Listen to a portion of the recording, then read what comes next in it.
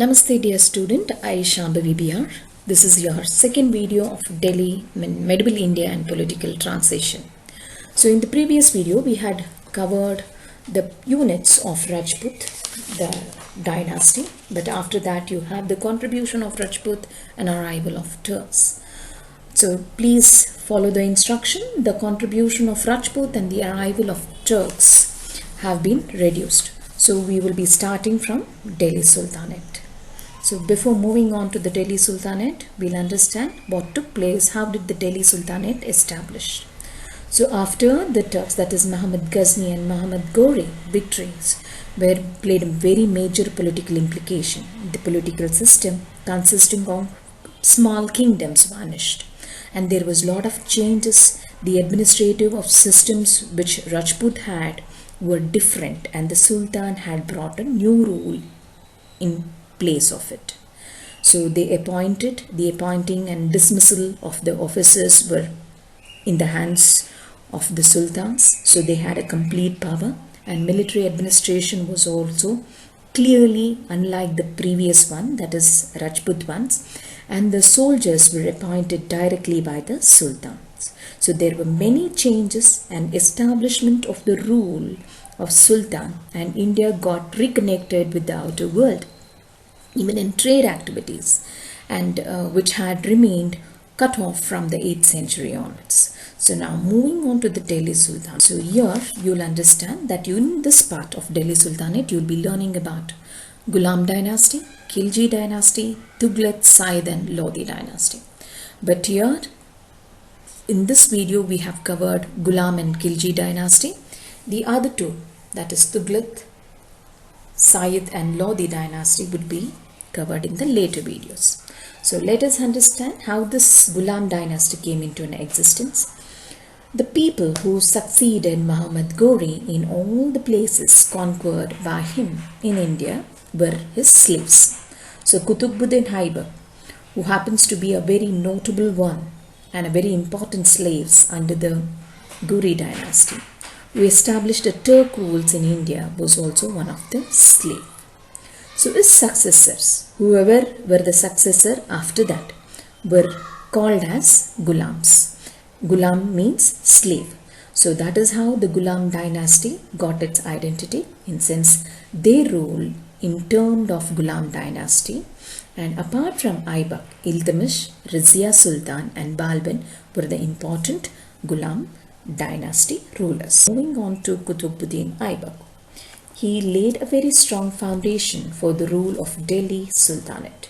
So Aibak played a very important role. He belonged to the family of Afghanistan, and he received education in Arabic and Persian, and he was well trained in archery, horse riding and soldiering and many other tactics of warfare. And he was a very brave ruler. He was considered to be a very brave ruler. So he became a successor of northern India, that is the northern part of Indian territory. And he also was very confident in attacking or invading the places. So here Muhammad Ghori, who was the governor of Ghazni, purchased him as a slave. So Aibak got his attention, that is Aibak got his attention from the Ghori due to his bravery, due to his other qualities, and he became a trustworthy person under Muhammad Ghori. And he also had assisted in Second Battle of Tehran. He became a successor of northern India during the period of Muhammad Ghori. He ruled independently after the death of Muhammad Ghori. So not only that, but you will also understand built many places. Now before moving on to Iltutmish, I will just tell you what are the important works under Aibak, Qutbuddin Aibak. Aibak built a Quwwat-ul-Islam mosque in Delhi. He also started building Qutb Minar there itself.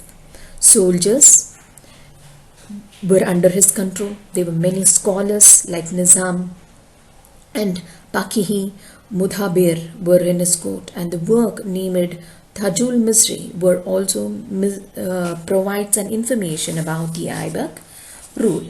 Now coming to the Iltutmish, he was also one of the slave. He belonged to Ibari family and was a slave under Qutbuddin Aibak. He was a very good administrator like Aibak, and the administration, he was as I told you, he was a very good administrator of Gwalior and became a successor of Aibak. Ghazni king Tajuddin Elodi, and since Nazaruddin Khabaja could not tolerate his success and they didn't wanted to see Iltutmish as their sultan, so they started revolting against him. And when they started revolting against him, what did Iltutmish do? So Iltutmish also retaliated, and Iltutmish was able to conquer many places. Before conquering many places, he defeated these two people who did not like him to be sultan. So Iltutmish defeated them and then conquered many places such as Ranthambore, Mandora, Gwalior, Baisal, Ajmer, Benares and Kannauj. And Mongolians were the one who had an eye of the towards an India, because it was a rich country and they wanted to invade. And they invaded during the time of Iltutmish. And when they invaded for the first time under the leadership of King Chinggis Khan, what did Iltutmish did? So Iltutmish was able to stop them. In sense, Iltutmish made them to retreat successfully.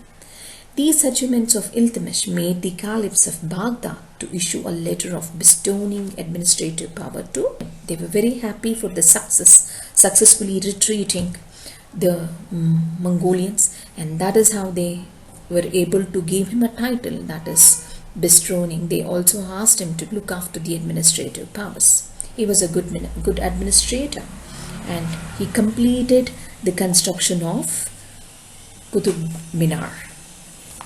And after that comes the Razia Sultan. As Iltutmish's sons Rukbuddin Firoz was incompetent, his daughter Razia Sultan became his successor. She was the first woman to ascend the throne of Delhi, and being a lady, they did not accept her to be as their sultanate. And there were many internal enmity built against her. And though she was a capable ruler, though she ruled like a man, dressing up herself like a man, she used to rule. She used to wage war and win over in many wars. But still, she was not considered to be a happy sultanate among the members of the administratives under Ghulam dynasty. So the provisional officials who were unable to tolerate her success and her rule revolted and killed her. Ghiyas-ud-Din Balban. Now next is Ghiyas-ud-Din Balban was a slave of Iltutmish and had been a part of Turkish rule groups due to his loyalty. He was loyal, intelligent and a very good person. He had the good qualities which attracted Razia Sultan, and she appointed him, recognizing his various talent, took him and appointed him for the post of Amiri Shikidar. So she appointed him as an Amiri Shikidar because of the above said qualities. The Turkish Sardar supported him during the political unrest that emerged after the death of Razia Sultan. So there was no successor and there was a lot of chaos between the people and inside the administrative system, which helped in sorting out who sorted it out? The Ghiyas-ud-Din Balban, and Balban became the Sultan of. Next is Ghiyas-ud-Din started to taking control. So he controlled the misrule of Turkish Sardar. So these Sardars, or who were the appointed lieutenant under him, started disobeying him, and he wanted to teach them a strong lesson. And that is how he brought about many changes in the administrative system. So he was a good administrator, brought many reforms, and in order to control the Mongolians' attacks, he built a fort along the border, and he was murdered by his own wazir. That became an end of slave dynasty. But prior to that, we'll understand that how was his dressing style and how was his administrative capability. So here, he was a capable ruler. He was a very strong administrator, and he initiated various rules which was based on tradition in his court. He wore a Persian style dresses, and he declared himself as a representative of God and enforced an absolute monarchy. So he was an absolute king. So the entire system were under his control. He rebuilt his army. He rebuilt his army with the support of able military general. In order to repel the Mongolians' attack, he also, as I told you, he constructed a border in the northern western part of India, and he was an efficient administrator. Balbuddin was succeeded by Quaqbuddin, and he was murdered by his own wazir. Wazir means minister. He was murdered by his own minister, and that is how the slave dynasty came to an. Next is Khilji dynasty. So moving on to the Khilji dynasty, here Jalaluddin established a Khilji dynasty. He was a man of mercy and soft-spoken. As a result, his Sardars became strong opponent and wanted to plan or a plot to kill him. So waiting for a chance in his own administrative system, his own officers were waiting to murder him. The right chance came under the time when Alauddin was waiting for a chance to kill Jalaluddin. So Alauddin killed him and became the Sultan of Delhi, as he was quite powerful then compared to other officials. Alauddin Khilji, next is, you can see the picture here.